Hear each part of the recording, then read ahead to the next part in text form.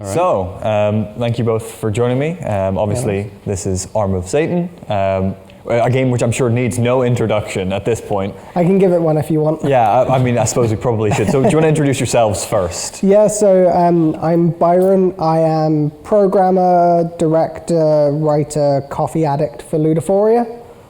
Yeah, I'm Nick. I work at Ludophoria most of the time. They won't let me leave, and I did most of the things you can see. Pretty much. Kidding. Not the art. Nah.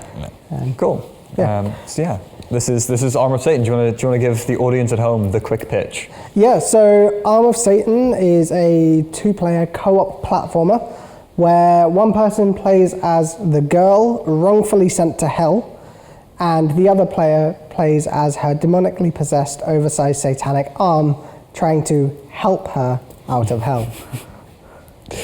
Yeah. At least that's how it starts. Cool. Well, obviously this has been a kind of passion project for you guys for quite a while now. So shall we start? Yeah. We'll do the tutorial because I know you're very weak when it comes to gaming. Okay, so I am girl. Yes. This is fun. This is the first time I've ever been girl of all the times I've played this. Yeah, so, you know, obviously girl plays like a sort of classic Mario-esque platformer. You got your run and your jump. But then what makes this super unique is the fact that arm is kind of this big bulky thing that can just punch and mash stuff and do flying uppercuts. Yeah. And he can also grab, as you saw a moment ago. Yeah, cool. Look at that, 29 seconds, that's great. I'm just gonna stay as girl. Girl and Nice. Yeah. take Cool. that, Ellen Bon. Yeah, easily. So Weak. obviously, this is a fairly fresh build, so we don't have a nice leaderboard, but there is a leaderboard that people can interact with, and they can have a wonderful time setting scores. Yeah, so we're running a competition as well. So we've got, you can see the girl statue there. We've got some smaller resin printed girl statues that have been wonderfully painted by our wonderful George. If you complete level 3 at the end of the day, if you have the fastest time on Tribulation 3, you get to win some of those statues. So yeah, feel free to come and give it a go. You can tell this is where it starts. Yeah. I'm so used to being armed that I forgot that I'm supposed to like jump.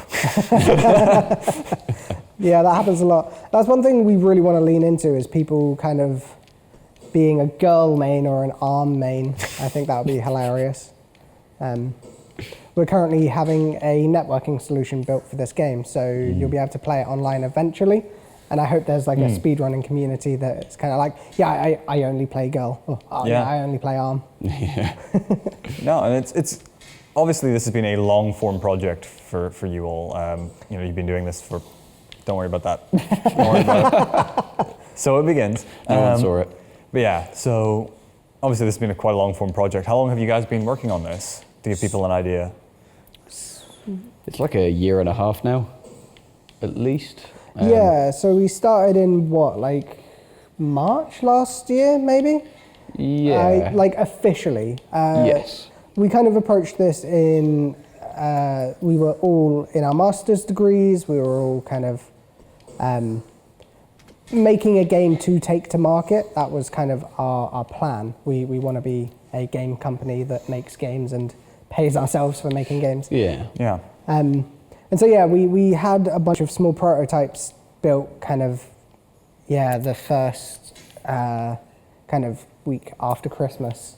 We kind of had everything ready, and then we decided to work on this one. And yeah, it's been about a year and a half. We've just kind of recently come out of Damn you, Gusted. pre-production, so we're now officially in production, which is lovely. Depressed. Okay, so now the first real trial. Gone. Where are we going? We can go up there. Do we not need to go left side? We can go either left or right. Oh, can you? Yeah, you can go up there. Oh, I was just gonna go right side. Well, up here and then that way. Yeah. So yeah, I mean, obviously, it's been a long journey, longer than most of the kind of other games that people will be seeing. You've been here a very long time now. Yep. But I mean, if there was one thing that you would say based on the long form version of this, which is something you've been supporting for a long time now, yeah, that'll be fun. Yeah. Oh, beautiful. But yeah, obviously this being kind of something that you've worked on for a long time now. Is there any advice that you would give to people who aren't working necessarily on projects as big as this, but working on projects in their teams? Any advice that you have? Damn it, I'm sorry. That one wasn't on me. Yes, there's lots and always. But I guess kind of Punch. succinctly, I would like to kind of... You said punch. My brain stopped. Yeah, no, to put it succinctly, essentially, Oh, yeah. be open to lots of iteration. Kind of make sure you are open to your game changing, because it will. The game you pitch is never the game that you make. Yeah. I think obviously change is a big part of kind of development. I think one of the key parts about Agile is that you're supposed to have these kind of periods of stopping to reflect on what you've done. Am I stupid? Yes, you are. Yeah. Yeah. This is the one. No, you're nice. There Yeah, I would also say kind of Get- just balls. for my own we go. It's fine. for my own sanity, I would like to recommend you Oh, wait. if It's still not how this game works. if you're a programmer specifically, just because I'm a programmer, that's what I do. Look after your code, because if you make your systems kind of cool and they're functional, but they're a nightmare to navigate or they're kind of awful to reason about, you end up with this mess and it becomes harder to change things later. So just consider working in a clean project. And also just in your projects in general, clean up your files regularly. Yeah. Yeah. Yeah, some sage advice. It's not glamorous, it's not flashy, but it is important. Yeah, it's what makes you...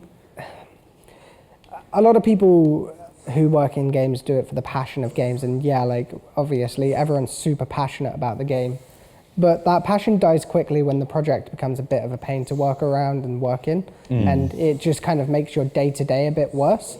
So yeah, it's kind of like self-care in a way. Yeah. It's hard to remember to do, but if you do it, your life will be better for it. Yeah. I mean, we've got our file hierarchy is in our project settings is kind of an absolute nightmare. And we went through recently and deleted so many unused projects that I still to this day, like a month later, still have more deletions on my GitHub account than additions because of how much stuff we just had left over lying around. Yeah. Yeah, so I like to say because of that, Nick is actively detrimental to our project. Yes. Yeah. But I mean, the process of making games is really, it's more about subtraction than it is addition in a lot of cases, because it's about refining and cutting the edges off of things. Yeah, we added a lot to the design of this. We kind of got a lot of feedback from publishers around the very early prototypes of this game. Sort of like, it's really cool, but we can't see where it would go from here. So we added a bunch of stuff, changed the design around, and then we're like, this is bad. So we changed it again, and this is kind of iteration 3. We're kind of Yeah, I mean, if anyone remembers the like original prototype when everything was just black squares, it plays very similar to this. Yeah. The mechanics are essentially the same. Alex, what are you doing? Alex, no. It's fine. Come in. Yeah, I mean, there's a lot of stuff that has kind of changed. We've stripped back the pace. It used to be kind of a like just go. It used to be very fast, and Arm would drag a girl along with her. Yeah. with him. But now it's kind of stripped back. It's more meditative, and it's kind of our level designer Gabe has done a wonderful job of building these levels around kind of these segments that feel like you're doing a mad dash for a bit, and then these segments that are more thoughtful like this, where you're having a small kind of puzzle box to fix. Easy. Yeah, I mean, it definitely has changed a lot. Admittedly, it feels very different for me because I'm playing Girl for the first time.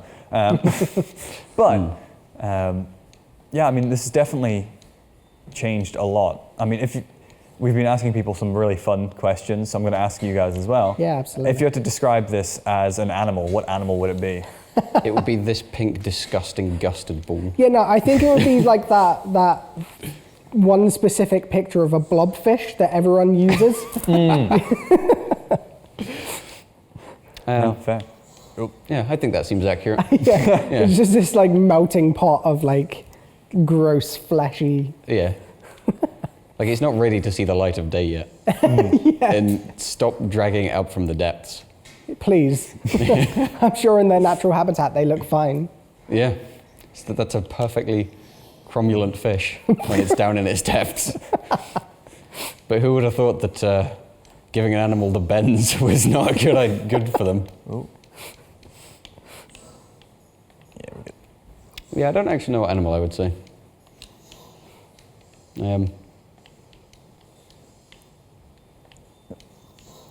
Probably like a species of worm that you can cut it in half, and both halves are like fully capable animals, but one of them will always eat the other to survive.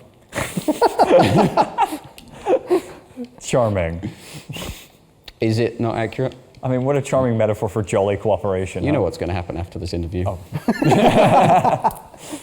So yeah, in terms of, where you're at now, obviously you've already said, speaking to publishers, kind of the big actually getting, game out there.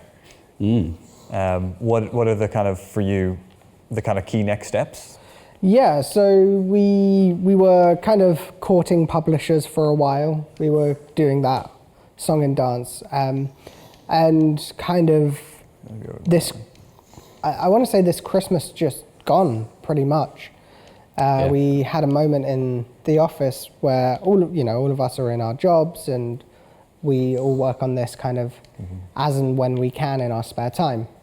It's maybe not me. So we kind of had a moment of, we're all secure in our jobs, we're all able to survive. Maybe we don't need a publisher for this. So our big boy next steps are kind of just get the game through production and release it. Yeah? I mean, what do you feel is still missing, or what still needs kind of working on, do you think? What are the kind of spoilers for people who want to, be excited for what's coming next? Yeah, so so what you're playing right now is a long form level, but it lacks one big thing, which is the narrative. And a part of that is deliberate. We haven't put it in the game at the moment because we don't want people to see the narrative just yet. Yeah, until you're ready to show it. Until we're ready to release it is kind of, we want the narrative to be a big kind of surprise and a thing that people don't get to see at expos. So that's the major thing. On top of that, we have more worlds planned. So currently you are in what's known as the kind of fire and brimstone hell. It's kind of takes after kind of current religions and current zeitgeist of an afterlife. And as you go throughout this game, you'll play in worlds. So you'll play in Sheol, the Jewish hell. Well, it's not hell, it's their afterlife. Yes. So don't view it. And then you'll go back to the House of Dust, which is early Mesopotamia. And kind of our artist, Emma, did a fantastic job of researching kind of early religions. And through that research, we kind of traced a line not only sort of through religions, but through time. And you can kind of see a lot of the stories in kind of early religious texts are as relevant then as they are today. Yeah. So we really want to bring that to the fore. We love kind of weirdly teaching a little bit of history as well as kind of having a fun and engaging game to play. No, and it's come a long way. I remember much earlier versions of this that were a lot different. So it's nice to see kind of the growth and the kind of, you know, various cycles of development actually kind of being progressed through. Yeah, I think for the student teams here at Falmouth, that's kind of something that you unfortunately don't get a kind of... Oh, whoops. I blew it. It's all right.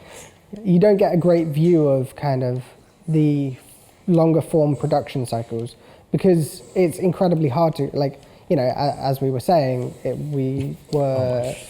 it took us 1 year of pre-production to get this game to a state where we are like, we know what this game is, we know what's fun about it, we know what we want this game to be now. And, you know, a year is a long time to be working on the same project. Yes. Especially in pre-production. And now we're going to spend a further year actually in production and then post-production. And so it's kind of, that's a big lesson that we are still currently learning. Damn it, I thought you were going to go too far again. Yeah, no. So yeah, I mean, obviously, you know, okay, we'll reset. It's fine. We'll done. It's fine, didn't happen. But yeah, so obviously, you know, this is something that you have, like you say, been working on for a very long time.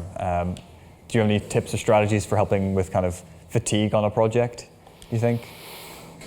Oh, that's a tough one for me because I get fatigued quite easily. You know, even when I'm just playing video games, I cannot play them for too long, otherwise I'll get burnt out on them.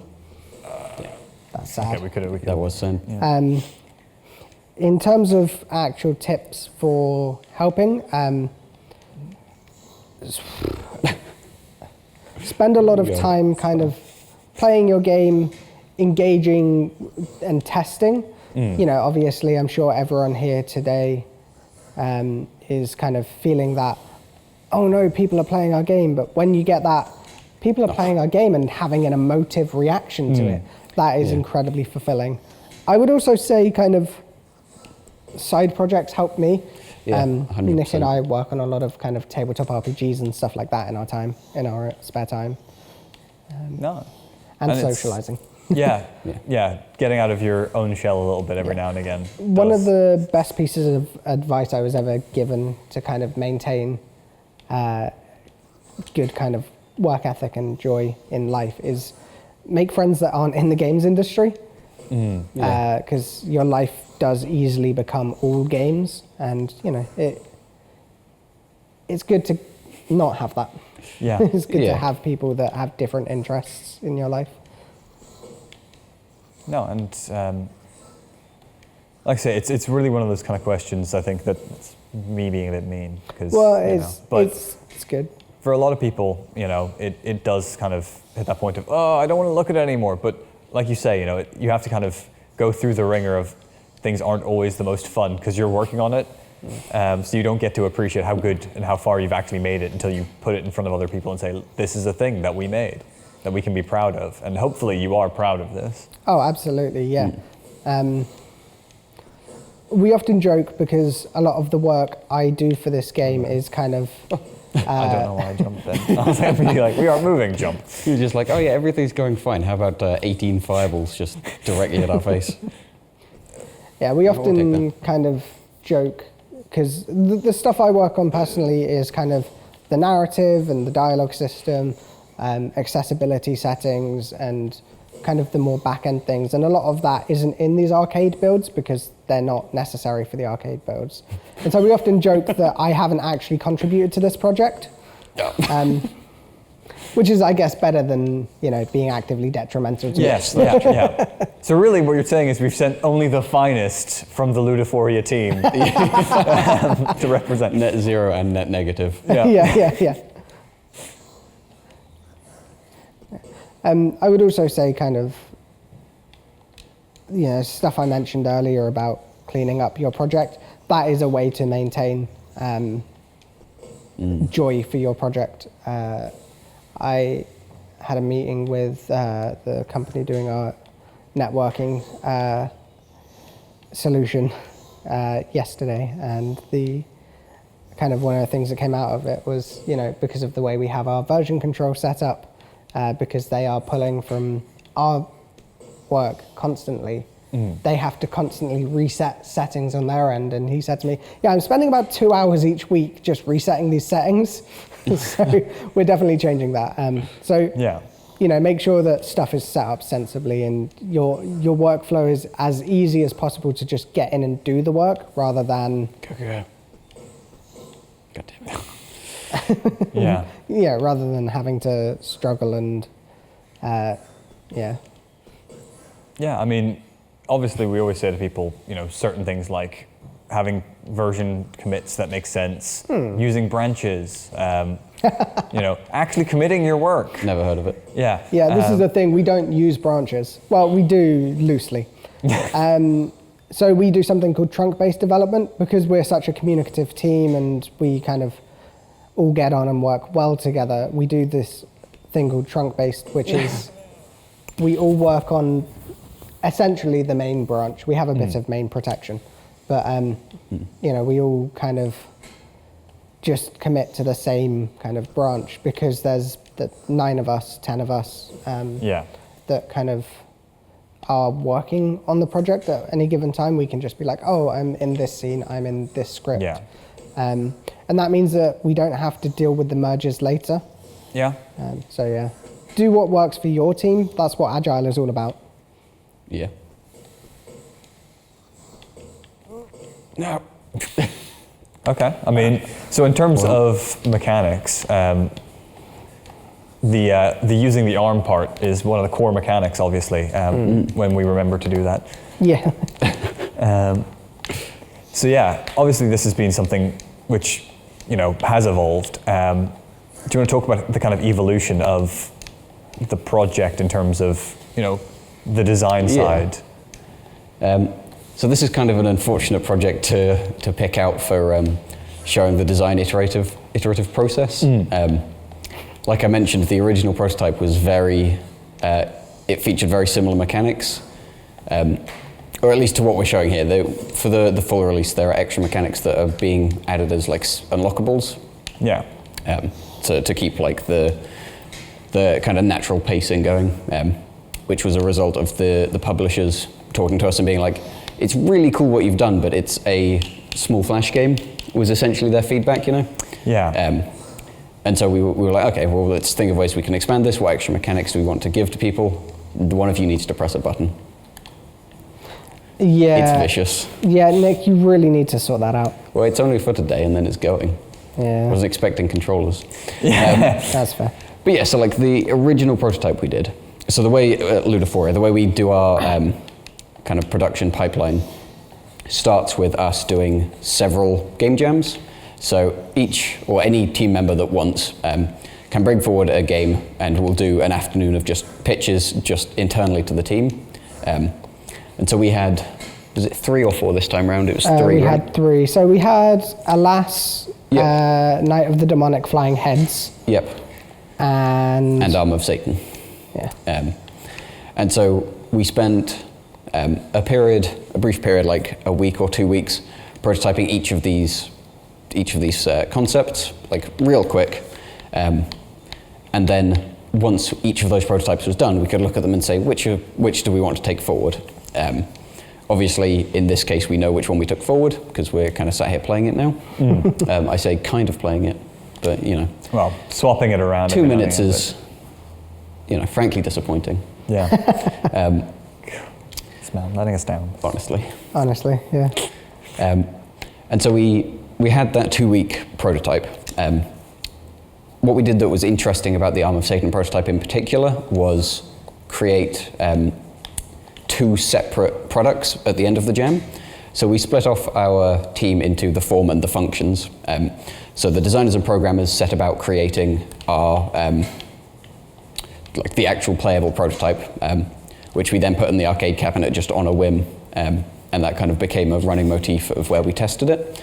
And the artists went away and created concept documents and this sort of thing so that we knew what the game would look like in its final state, rather than wasting the function team's time trying to get in art when they could just be polishing the gameplay to best show that, and wasting the artist's time creating rushed and ready assets for the game to be in. They could create a final vision, and we could test the final version of the mechanics. And so in that prototype, Girl was just a white square that roughly resembled a human just about, and Arm was actually just 3 squares all lined up to be animated. Yeah. All the environments were like just black tiles, and the lava was just a big orange square. There was a couple bits to make it look nice, but that was mostly just to create the kind of tone that we wanted rather than make it actually look nice. Yeah. And so once we had that, we were like, okay, we can test this for a bit. Once we picked that, we did a little bit more iterating on that prototype.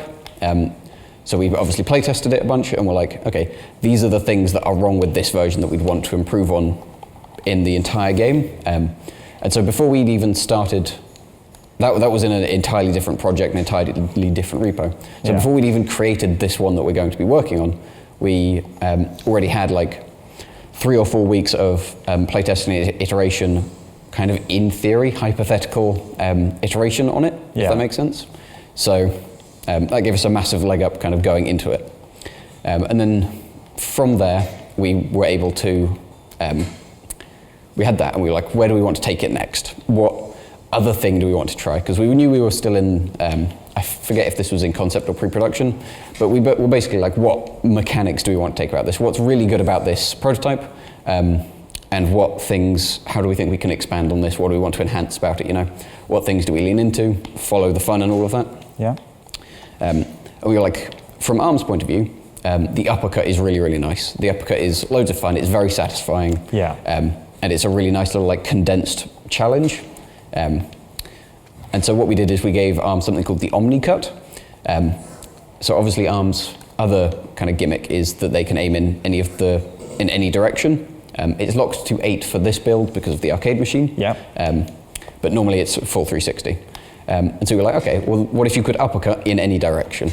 It was a very natural process, just taking the 2 things Arm did that were good and being like, let's put them together.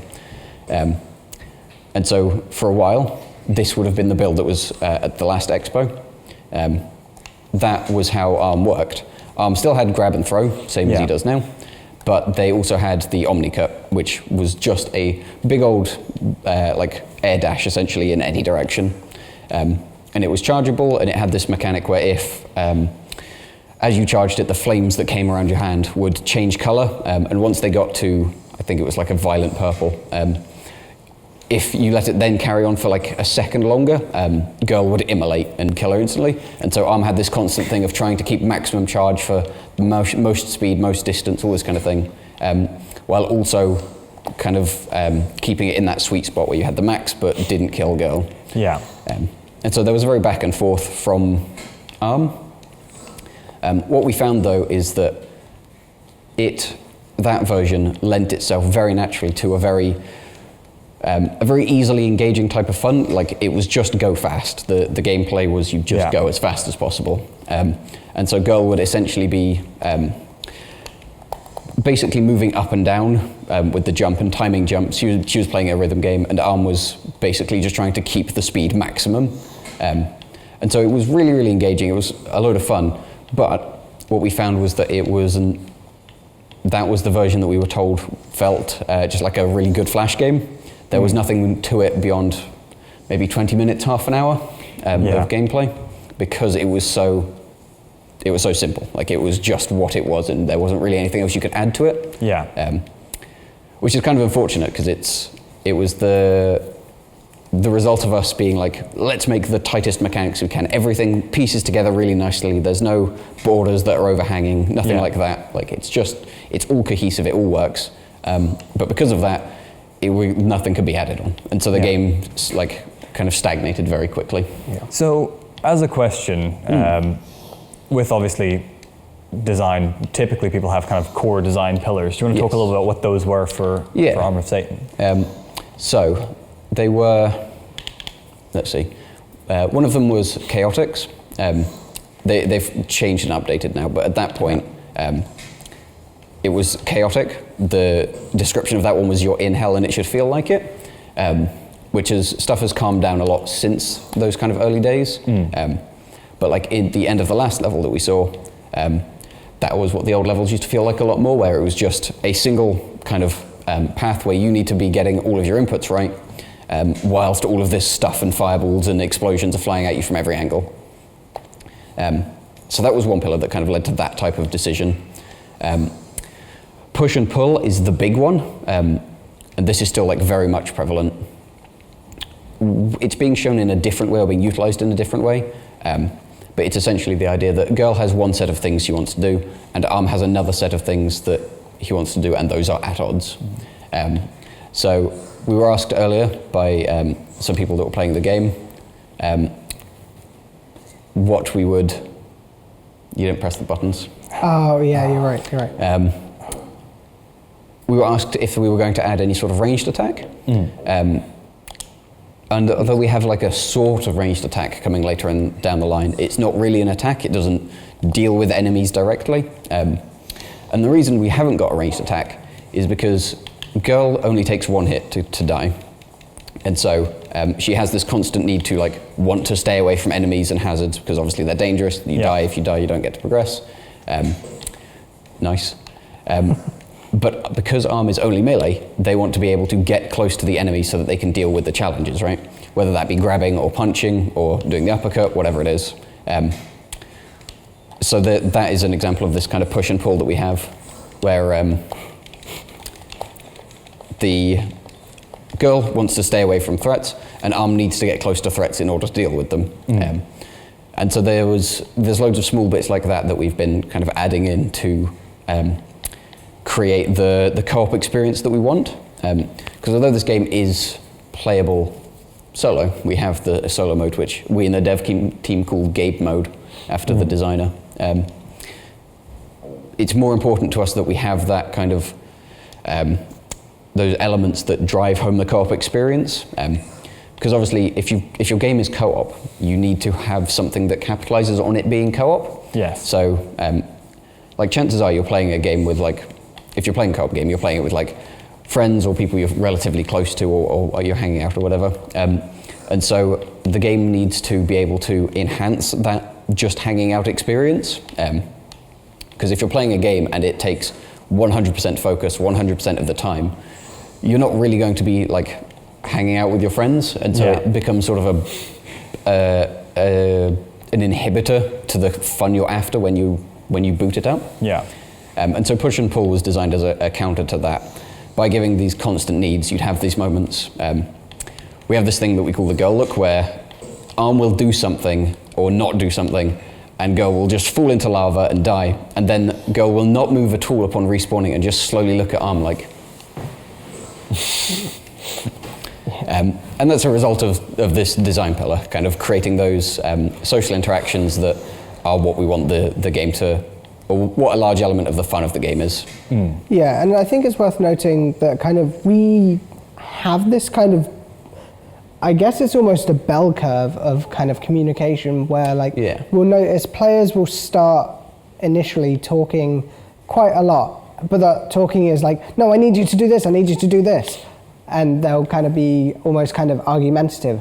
And then they go completely silent. Yeah. And a perfect run will happen. And then someone will mess up. And then they're arguing again. It's lovely. Yeah, and so we kind of have this natural flow of like players not knowing what they're doing, having to like communicate verbally. And then after a period, they're just inside each other's heads because of how the two characters like have to mesh together.